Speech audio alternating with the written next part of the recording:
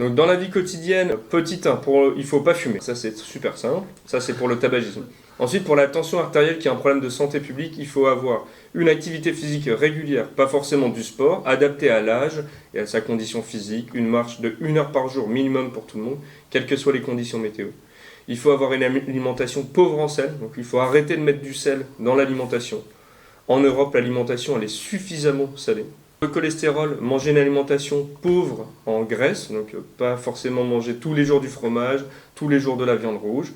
Il faut dépister le cholestérol, donc avoir une prise de sang avec votre médecin traitant ou votre cardiologue pour doser le LDL cholestérol. Pour la tension artérielle, j'y reviens, je m'excuse, il faut se faire dépister par son médecin traitant avec une mesure de la tension artérielle au brassard.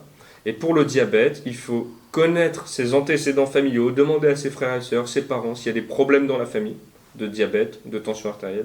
Et il faut mesurer la glycémie, donc sur une prise de sang, demander à votre médecin de mesurer la glycémie. Et avoir une alimentation pauvre en sucre. Alors ça ne veut pas dire vivre comme un moine et jamais manger de sucre, voilà. Mais il faut diminuer la consommation de sucre, d'accord.